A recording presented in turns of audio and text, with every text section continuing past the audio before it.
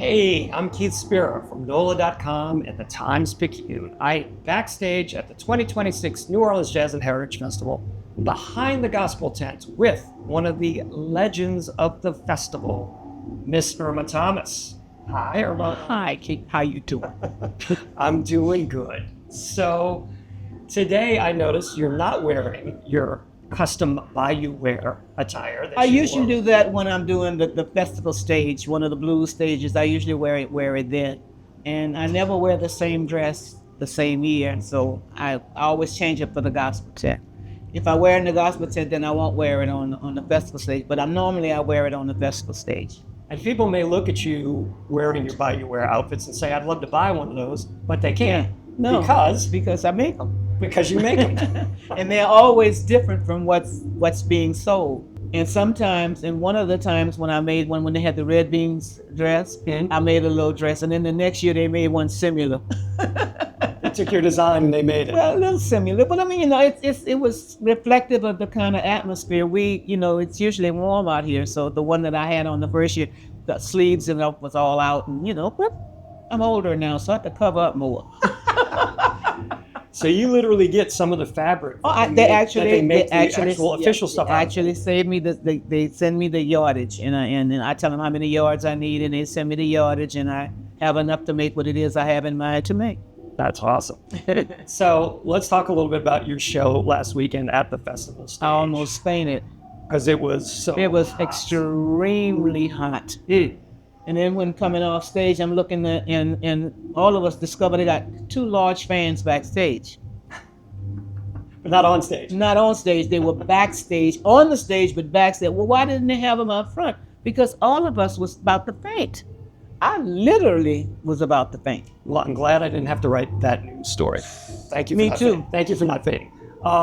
During that show, your show was at the same time that the tribute to Marcia Ball was going on at the blues tent. They scheduled us that way. Normally, we are scheduled where I can either visit her or she can visit me. I had planned to visit her, but when I looked at the queue, they had us on within 5 minutes of each other, so that was impossible. But I did say something about her and how I felt about the situation, so I'm hoping she got my message. Well, of course, Marcia Ball, the great piano player, she's suffering from ALS. She retired from performing last year, but her band and a bunch of guests did her songs at the blues tent last weekend. And yeah, you sang "Sing It," which is one of the songs we shared. Yes, with Tracy Nelson. Right.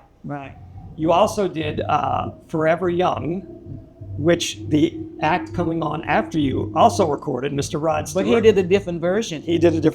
That's right.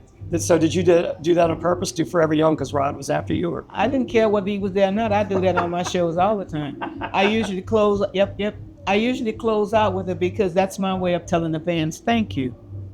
When you have people following you I've been in this business professionally over 60-some years. Yeah. And there are people who are still around, who still come to my shows and still want to hear those old sounds. And so my attitude is sometimes somewhere in there I should tell them thank you, because either they are glutton for punishment or they really love to hear those songs. So I don't really actually have a set list per se. I try to have somewhat of a set list, but most of the time I let my audience be my set list, because I want to do what they feel like they want to hear, and they paid the money to come hear their favorite song. Yep. I can't read their minds, so I don't have to when I ask them to tell me what they want to hear. That's right. Rod Stewart, of course, British rocker. You participated in one of the greatest moments, I think, ever at Jazz Fest in 2024 with another group of British rockers, the Rolling Stones. Mm-hmm. You did "Time Is On My Side" with them, which they recorded after you recorded it back in the 60s. At this point, 2 years later, what stands out in your mind about that performance with the Stones? The mere fact that both of us are in our 80s and we lived long enough to do it. That's very outstanding. I mean, that's a blessing. And we both have pretty decent voices still.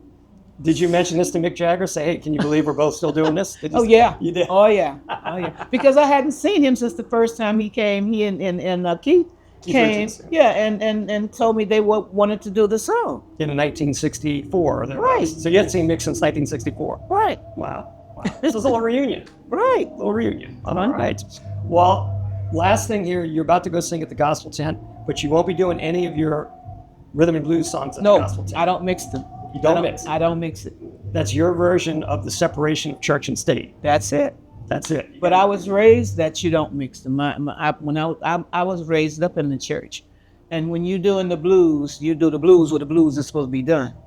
And when you're doing gospel music, now that's the difference. You can sing gospel music in a club, but it's the other way around. I don't do it. You don't sing the blues in the gospel tent, right? No, church. No, not at all. Gotta keep them separate.